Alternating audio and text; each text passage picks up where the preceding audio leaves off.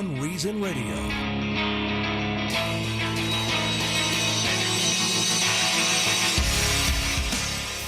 I'm going to say something right now that apparently is not a popular opinion by a lot of people in the media.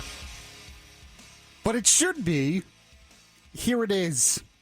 I thank God that Ron DeSantis is our governor here in the state of Florida. Did you hear? Didn't hear that? Well, let me say it again. I thank God, the good Lord Almighty, that Ron DeSantis is our governor. So in one statement, you're giving two sins, considered sins by liberals. Yeah, first I thanked God. That's a good point. I didn't even think about that part. And I thank God that DeSantis is our governor. Because if you look at a lot of the media outlets today, that is a very unpopular opinion. But the reason why it's an unpopular opinion, well, is beyond reason. And I will tell you why. This is Beyond Reason Radio. I'm your host, Michael Yaffee, the voice of reason in a world that is beyond reason. We are on until 8 p.m. tonight right here on News Radio WFLA Orlando. You can also like the Beyond Reason Radio Facebook page and watch us on Facebook Live as well. You can watch me. Tom Benson hides in the control room. That's right. While we're on Facebook Live. The good thing about the camera in the studio there is it's a faraway shot. So you don't have to look too closely at Yaffee. Yeah, you don't have to look too close. It's just another way, really, to listen. Nobody actually wants to look at me. I don't know why anyone would want to do that. But so that voice you heard in there, as I just said, is Tom Benson. How are you, Tom? I'm doing fine, except for one thing. Yeah? I haven't gotten my Trump check yet. How about you? I did, believe it or not. You're buying tonight, huh? There's nowhere to buy. There's nowhere to go. Good point. Sorry. I got it this morning. They said, I'm not sure why you haven't got it, because Chase, if you have Chase Bank, which I have, they said they were going to be giving it out today. Well, I checked several times during the 1 o'clock hour, and the site was down. Mm-hmm. We'll be back soon was the cute little message they posted. And, wow. Maybe it's there now. I don't know. Yeah, maybe. So, and by the way, this, believe it or not, I don't make over $75,000 a year. So I did get a check. Believe it or not. I don't believe how many people think I'm rich just because I talk behind a microphone. Mm-hmm. No. Not even close. Let's just everybody, point that out. Everybody thinks you're Frasier. With an unlimited supply of money. You know what? And a penthouse overlooking downtown Orlando. That was one thing that always bothered me about that show. Mm-hmm. I don't understand why he was rich in that show. Where did he get the money? Because his dad in the show was like a retired cop. He wasn't rich. Mm-hmm. Mm-hmm. And his main source of income was doing a radio show. Right. And yet he was filthy rich. I'm like, in Seattle. And I'm like, this is the one part of, if anyone who works in radio knows, this is the one part of the show that makes absolutely no sense. So back to what I want to start with today. I get to say it again here. We forgot already. Say it again. I thank God that Ron DeSantis is our governor. And there's a couple of reasons for that. But I feel like I had to say that today because he is getting blasted in the media today for a couple of things. He's being blamed for people dying of coronavirus. Somehow it's his fault, which is beyond reason. By the way, Florida is actually doing a lot better. I have a whole article on how Florida has actually done a lot better than, is that right? Good. Like New York, when it comes to coronavirus deaths. Nobody wants to talk about that, but yeah, he is.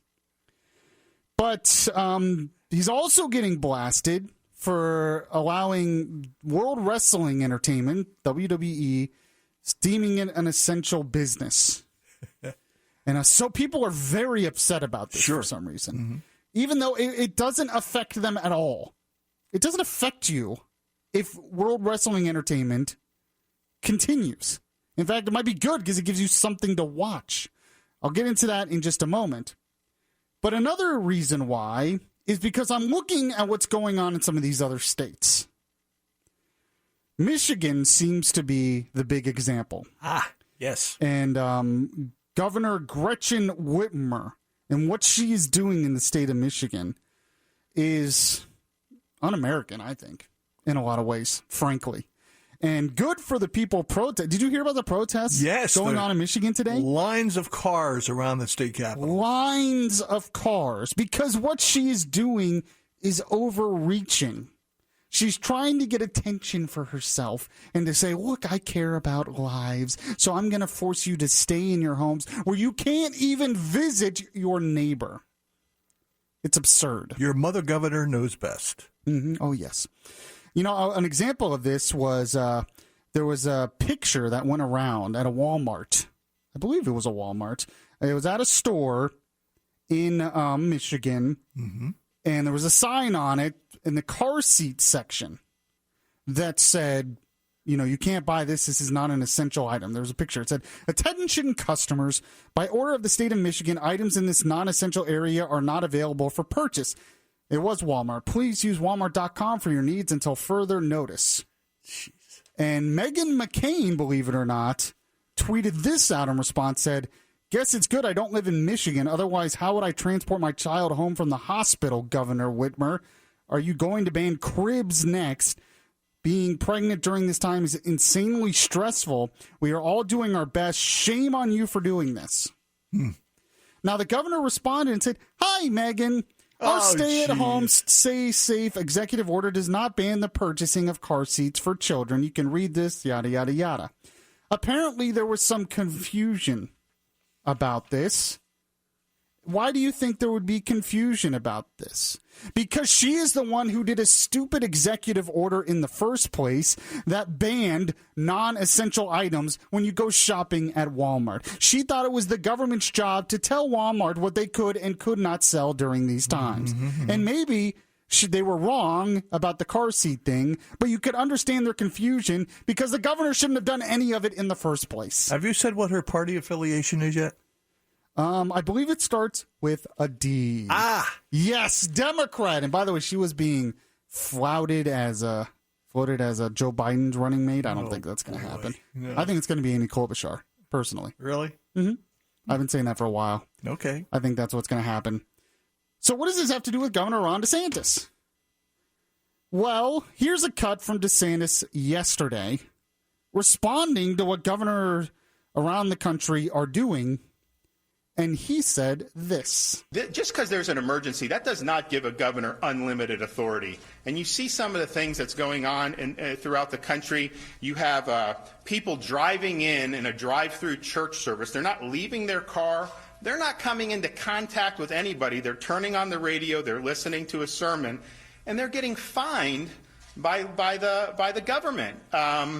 I don't think that's acceptable. I mean, I don't think that you cannot deny someone a constitutional right if what they're doing has no impact whatsoever on this infectious disease. And the fact of the matter is, if someone drives their car, sits in a parking lot, listens to the good news and goes home, that has zero impact. So some of this stuff, I think, is petty tyranny. I think it's been a huge mistake. And what we've tried to do here is respect people. Obviously, there's a lot of inconveniences with this situation we find ourselves in. But to do things like that, I think some governors have definitely overstepped their bounds.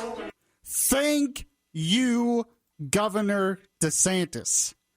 I talked to a friend of mine today, and she said DeSantis is a hero. Wow. Thank you. That makes me feel better as a Floridian that our governor is not acting like a petty tyrant, as he said there, and going way too far with these shutdown orders, and actually is concerned about, our constitutional rights, our freedoms, our freedom to worship. He's not in a constant rush to take away our rights. And I thank God for that. It seems like everyone in the media, other than myself, hate him because they want him to take away our rights. Oh, why isn't he doing it? Don't you understand that this is a crisis?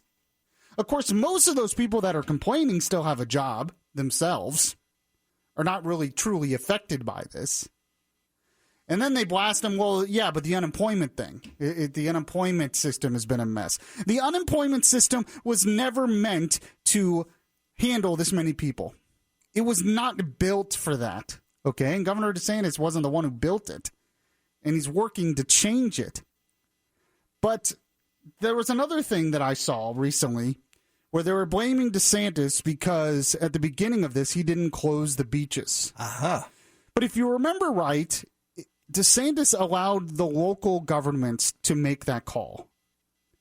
What? How could he do that? Well, letting the local governments make the call? So instead of blaming the local mayors for keeping the beaches open, the local law enforcement there, no, it's DeSantis' fault. So DeSantis should have total power in the state of Florida. Yeah, but then those same people blast President Trump when President Trump says he has power to reopen the economy of the country. You don't have total power, Trump. How could you say that? DeSantis says, well, I don't have total power in Florida. How come you didn't grab total power, DeSantis? What this is about is the fact that he's a Republican and a conservative and a Trump supporter. Really? Oh. That's what this is about. You want to talk about not letting a crisis go to waste? Most of the people bashing him they just see this as an opportunity to go after DeSantis, frankly. Sure. They'll never admit that. Maybe they don't even realize it, but I think deep down, if it was a Democrat governor doing some similar things, I wouldn't see all these columns blasting him. So the big issue today, then, is the fact that he deemed wrestling an essential business. I want to talk more about that next because my biggest response is, who cares? This is Beyond Reason Radio. I'm your host, Michael Yaffee. We'll be right back. Subscribe to the Beyond Reason podcast today on your Stitcher app and hear the voice of reason anytime.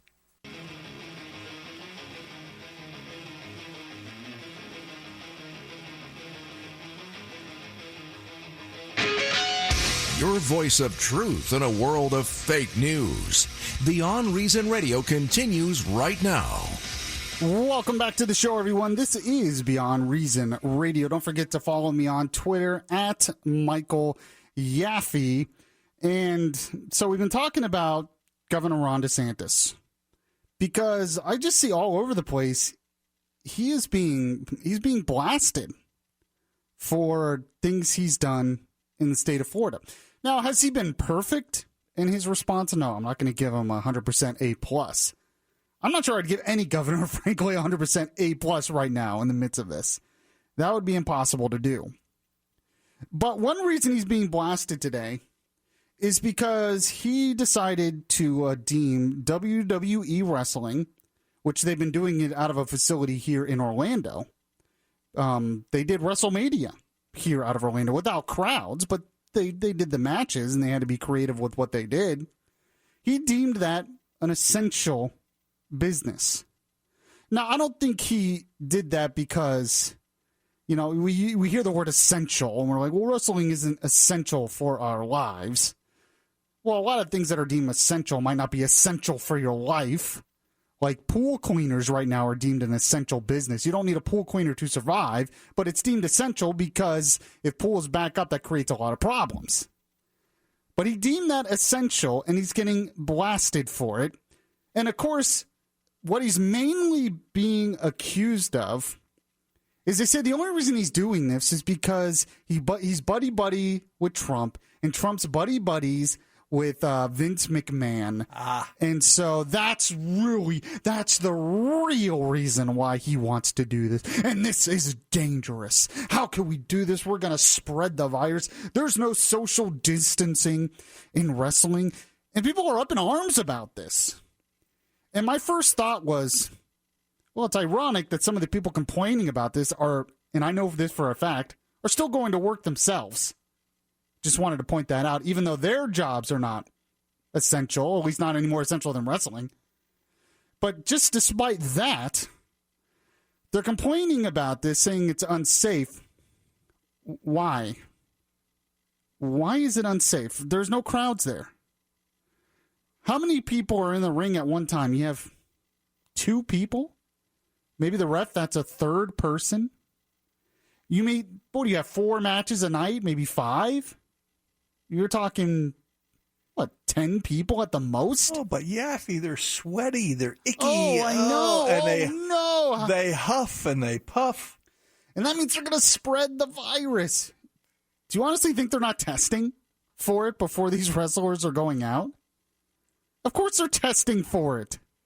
As long as they're testing, and as long as it's a minimum of people, and as long as there are not crowds there, why do I care? How does this affect me? Why is everyone up in arms about this?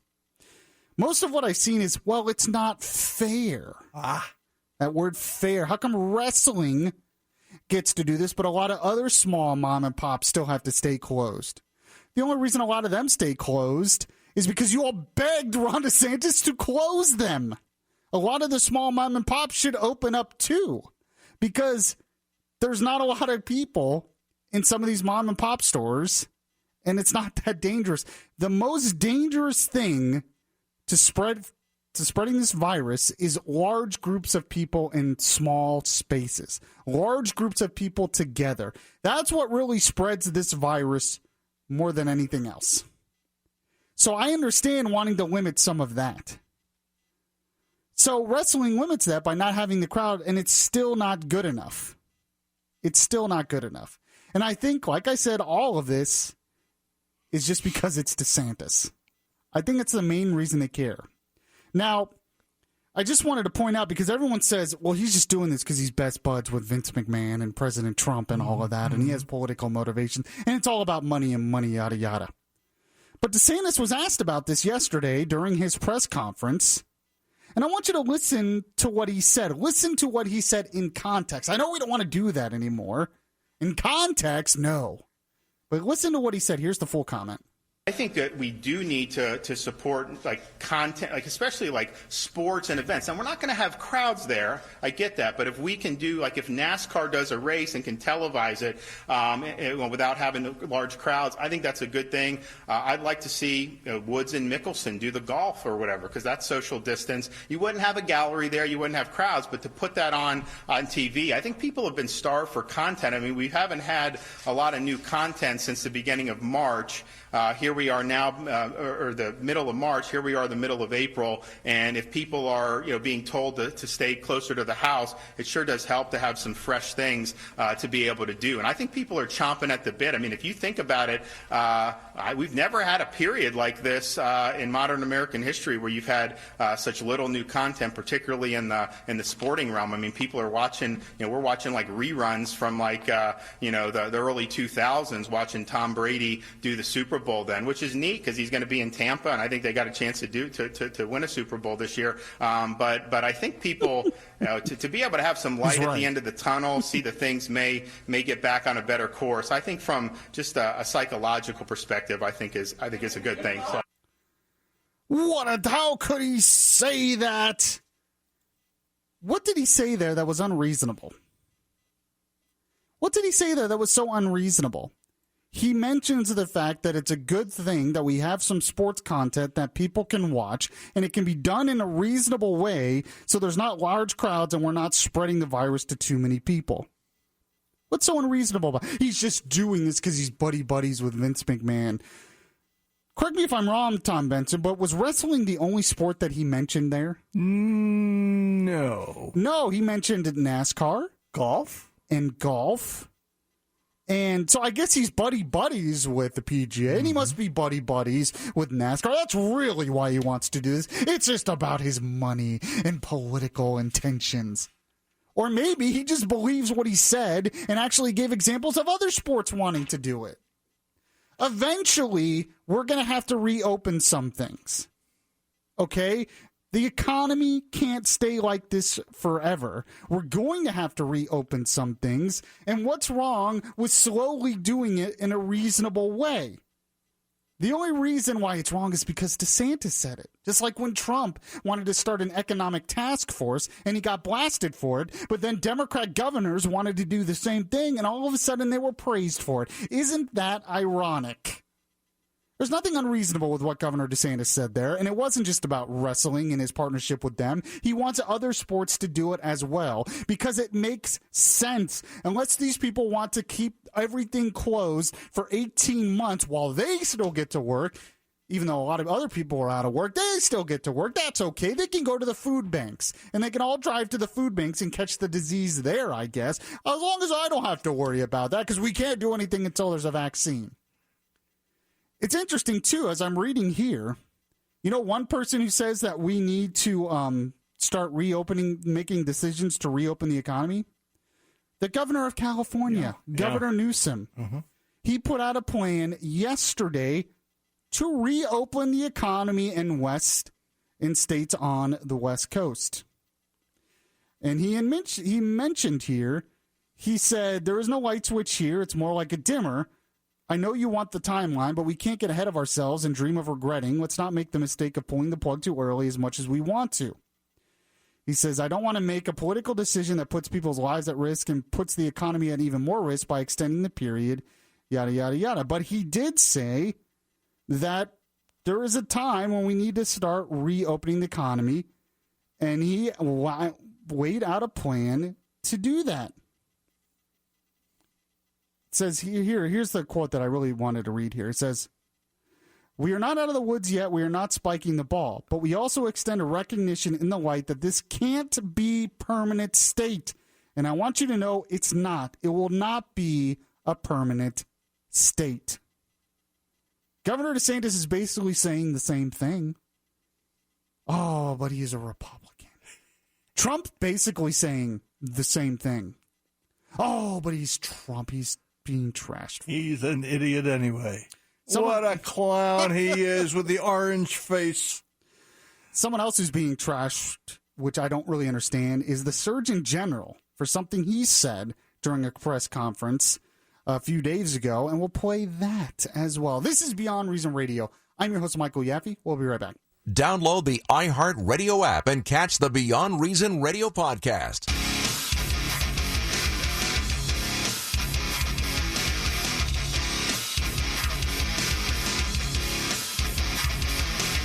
Your safe space for conservative thought, not for political correctness.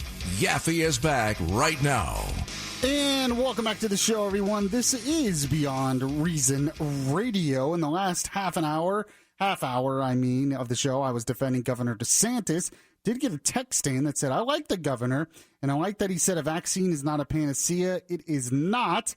Interesting. You can always text the show to 23680. Then someone on our Facebook Live commented and said, have we totally lost our ability to walk and chew gum at the same time? Talking about the fact that we could partially reopen the economy and combat this virus. So if you want to like the Beyond Reason Radio Facebook page, you can, and you can see the Facebook Live video as well. So last week on the morning show here on WFLA, we interviewed the U.S. Surgeon General Jerome Adams, who, by the way, is black. Just wanted to point that out, and you'll understand why I pointed that out in a minute.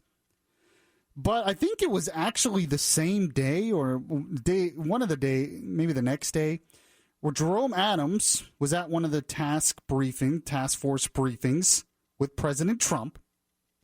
And I just want to play a quick clip here of something he said that he is being heavily criticized for. And I think it's unfair. I mean, I'm having to defend these people because nobody else will do it, I guess. They're just being blasted. And I think it's unfair. But here's a little bit of what he said. We need you to do this, if not for yourself, then for your abuela. Do it for your granddaddy. Do it for your big mama.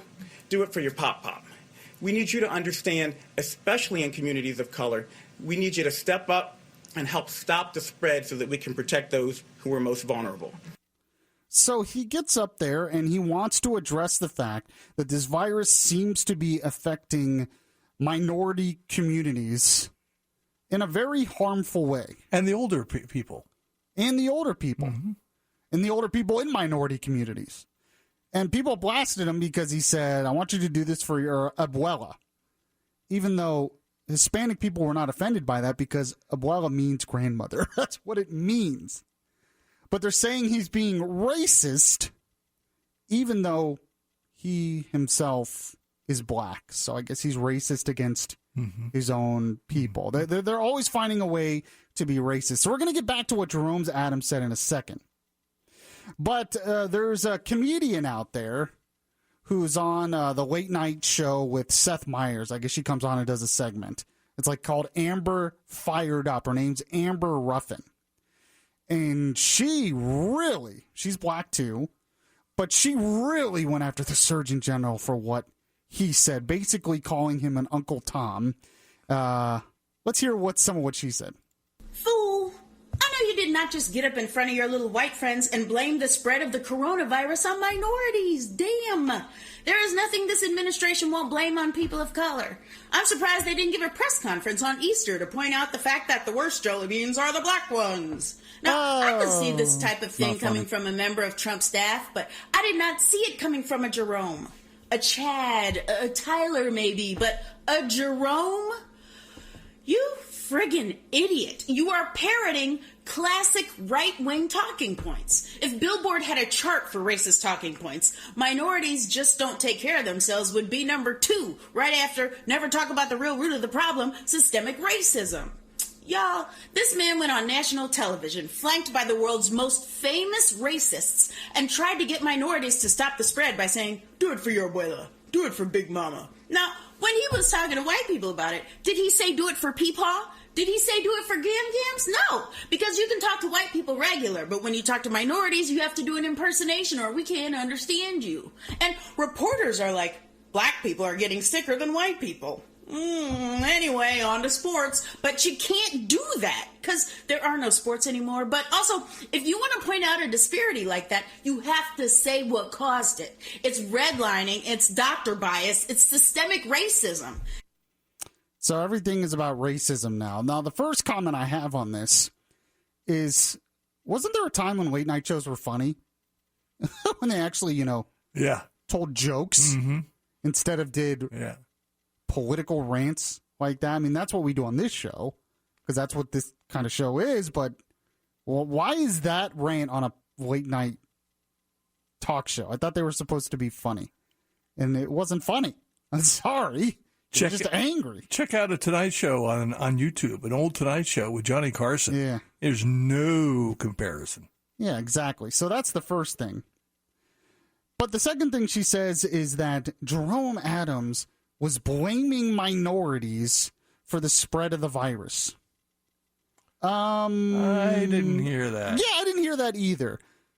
So we're actually going to play more context of Jerome Adams in a moment. But I thought it would be interesting then because Amber Ruffin is so mad at Jerome Adams, the Surgeon General, for really reaching out to minority communities to try to help them so maybe a disease can stop spreading in their community because maybe he cares about him, maybe because he is a minority himself, but maybe the administration actually cares about minority communities and doesn't want it to spread in those communities either.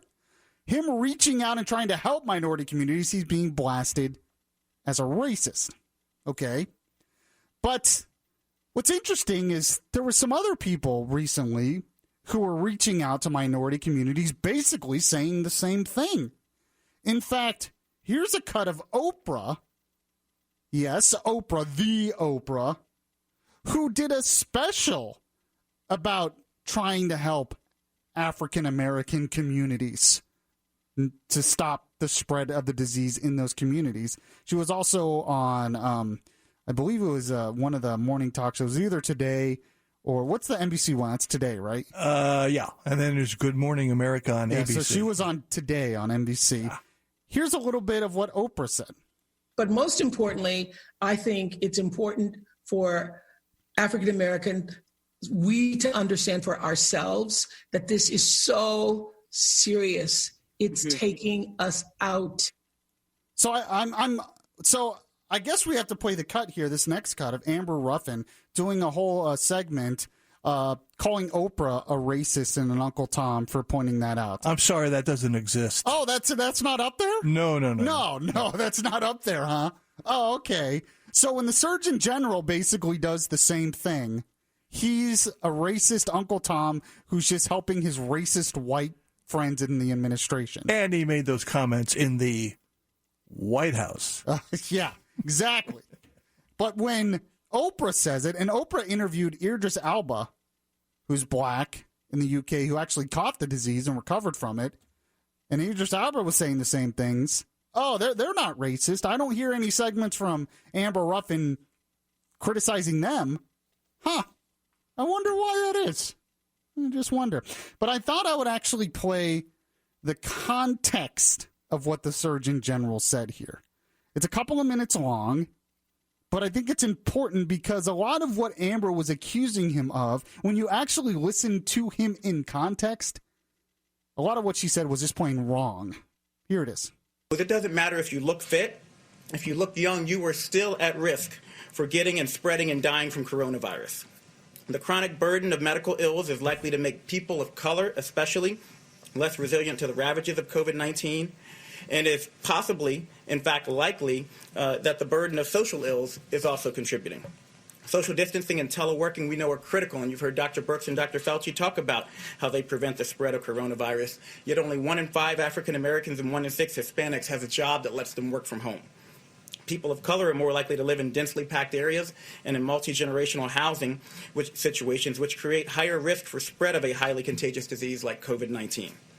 We tell people to wash their hands, but a study showed 30% of the homes on Navajo Nation don't have running water. So how are they going to do that? In summary, people of color experience both more likely exposure to COVID-19 and increased complications from it. But let me be crystal clear. We do not think people of color are biologically or genetically predisposed to get COVID-19. There is nothing inherently wrong with you, but they are socially predisposed to coronavirus exposure and to have a higher incidence of the very diseases that put you at risk for severe complications of coronavirus. But as the Vice President shared on the call this morning, this history, and I want you to hear me say this, it does not have to be our nation's future. We're taking steps now in the midst of the COVID-19 pandemic to reach, protect, and strengthen all communities impacted by this disease, and especially our communities of color. Okay, pause right there. So, correct me if I'm wrong, Tom, but did you hear him blame communities of color for spreading the disease? No. No, I don't believe that was in there. I mean, Amber accused him that. I didn't see it. In fact, correct me if I'm wrong, but I feel like I just heard him say that the administration is working to reach out to these communities to help them. Imagine that, right? Imagine that, yes. I thought they were just racists who just wanted to blame blacks for spreading the disease. Well, apparently Amber just hears what she wants to hear. Mm-hmm. Continue on, Tom Benson. More details will be forthcoming, but we are actively working, as the Vice President and the CDC Director laid out today, data collection, targeted outreach to communities of color, and increasing financial, employment, education, housing, social, and health supports so that everybody has an equal chance to be healthy. And I want to close by saying that while your state and local health departments and those of us in public service are working day and night to help stop the spread of COVID-19 and to protect you regardless of your color, your creed, or your geography, I need you to know you are not helpless. And it's even more important that in communities of color, we adhere to the task force guidelines to slow the spread. Stay at home if possible. If you must go out, maintain 6 feet of distance between you and everyone else, and wear a mask if you're going to be within 6 feet of others. Wash your hands more often than you ever dreamed possible. Avoid alcohol, tobacco, and drugs. And call your friends and family. Check in on your mother. She wants to hear from you right now. And speaking of mothers, we need you to do this, if not for yourself, then for your abuela. Do it for your granddaddy. Do it for your big mama. Do it for your pop-pop. We need you to understand, especially in communities of color, we need you to step up and help stop the spread so that we can protect those who are most vulnerable. This epidemic is a tragedy, but it will be all the more tragic if we fail to recognize and address the disproportionate impact of COVID-19 and an array of other diseases and risk factors on communities of color. The task force and this administration are determined not to let that happen. It's amazing when you listen to it in context how different it is, right? I know we live in the soundbite world, but he has said he was reaching out to them to help them. And he said, we're going to try to help you. We're going to reach out to these communities because we know you're being disproportionately affected. But you're not helpless as well. How could he say that? They're not helpless? What a racist for saying that. It was obvious that he was trying to reach out to help them because he is one of them. He is a minority himself. And yet he is still being blasted for it. But as I mentioned, when someone like Oprah does it, oh, it's okay then. Yeah, well, she's not racist. This is Beyond Reason Radio. I'm your host, Michael Yaffee. We'll be right back. If you miss any of the show, you can download the Beyond Reason podcast on iTunes.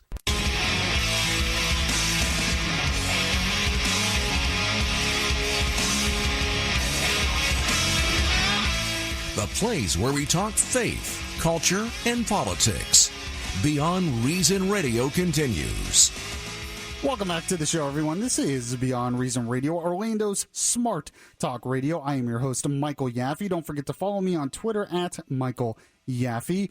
And Tom Benson in the control room during the break, you know, he has Governor Benson in there has a great idea to start reopening the economy. So what was your idea? I don't think I should mention no particular brands, but there are certain stores that don't get too much traffic, shall we say, from customers. So open them first. Do them a favor. Right. If you only heard it over the break, I guess that's a smart thing to do on the air. So there was an interesting article. The stores you mentioned, I really like, actually. I just wanted to point that out. I'm old school, I guess. I still miss Blockbuster. I'll just put it that way. Holy cow, there's a flashback for you. Yeah, I do. It's not the same going through your Vudu on your phone trying to find a movie. I miss Blockbuster. You mean you miss walking up to a clerk, asking for a movie, and have him check it out for about 5 minutes or so, and then say, it's not here? They're all out? You miss that, huh? Yes. Maybe I do. I don't know. I just liked walking around, seeing what was available. Have you renewed your membership lately at Blockbuster? No, I tried. It just didn't let me do that. So speaking of that, now everyone watches stuff on things like Netflix, right? Interesting article here in the Wall Street Journal from Christopher S.U. YOO. The title, Coronavirus Crisis Vindicates the FCC's Net Neutrality Rollback. I saw that, yes. Remember when the FCC chairman under Trump decided to start rolling back the net neutrality regulations and everyone freaked out? Ajit Pai, yes, his name. Everyone freaked out. This is the end of the free internet. Remember that? I do. Well, it seems like during this pandemic, we're realizing that that was actually a good thing, which people like me said at the time. In Europe, which did not roll back their regulations, are having more problems. Here it is. The widespread imposition of stay-at-home orders has underscored the critical role that access to the internet plays in modern society, obviously. Some countries have done a better job than others in deploying high-quality and robust network infrastructure. In Europe, networks have struggled to meet bandwidth demand, leading officials to ask popular services such as Netflix and YouTube to degrade the quality of their streaming video from high definition to standard definition. U.S. networks have faced fewer problems adjusting to the increase in demand. It's funny, when I listen to the Democrats in the debate, all I hear is that the government needs to invest more in broadband and stuff because the private businesses are not doing a good job. We need government to do it, of course. It says public policy explains the different outcomes. The European Union has embraced a heavy-handed regulatory scheme designed to allocate access to the existing network while the U.S. has emphasized private investment to expand network capacity. Private investment? That means there's shareholders, and the shareholders expect the profit. They're not listening to AOC. I mean, yesterday we played AOC saying we need to get rid of the profit motive in times of pandemic. It says the U.S. has followed an entirely different strategy than Europe, of course.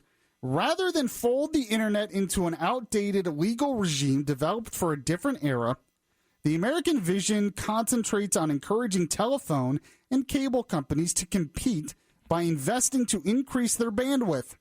The only major deviation from this pattern occurred in 2015 when the Federal Communications Commission adopted a net neutrality rule applying legacy telephone regulation to the internet for the first time. The agency returned to its longstanding investment-oriented policy in 2018. Says the demand for internet services increase, the European approach looks more ill-conceived than ever. It effectively treats the internet as a static commodity and prioritizes divvying up existing network over investments and improvements or expansions. The U.S. approach, in contrast, imagines a world where consumers gain from being able to enjoy higher quality internet services. American regulators want providers to have rich enough incentives to make expanding network infrastructure worthwhile. This has allowed the U.S. to meet the growing demand caused by advent of smartphones, tablets, and bandwidth-intensive applications as videos and yada, yada, yada.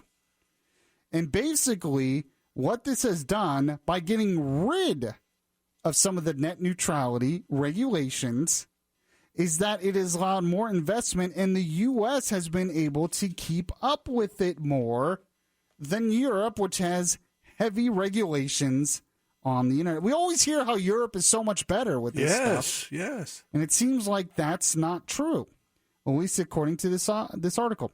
The U.S. and EU have seen dramatically different investment and utilization. Between 2010 and 2016, American providers invested on average annually 2.35 times as much per household as their European counterparts. This allowed the average U.S. household to consume more than 3 times as much data as the average European household in 2017. This is a significant jump over the 44% difference between U.S. and Europe that existed a decade ago. Emphasizing investment in infrastructure allows consumers to realize more of the benefits that the internet can provide. I'd be willing to bet you've experienced the same amount of trouble as I've had over the last couple of years with the internet. And that would be none. Well, I mean sometimes I have trouble with the router, maybe. Well, okay, there's an explanation for that, but that's not the supplier. Well, and one of the benefits of the net neutrality thing is it gives the opportunity for companies like getting rid of net neutrality gives the opportunity for companies like Netflix and some of these high demand internet sites a chance to have more bandwidth because more people are using it than some of the other sites. Everyone thought that was unfair, but at a time like this, that actually makes sense because more and more people are going to use stuff like Netflix, and they're going to want that to be higher quality. So by giving them the opportunity for investment, it seems to work a lot better. But it's just funny because everyone talked about how getting rid of net neutrality was the end of the world. And it seems, what do you know, once again, it was the opposite. The deregulation has actually helped us even during this pandemic. Well, I guess that's just beyond reason. Appreciate you listening to the show. If you missed any of the show, catch the podcast anywhere podcasts are available. It's on the iHeartRadio app as well, like the Beyond Reason Radio Facebook page. And I will be back tomorrow at the same time. See you then.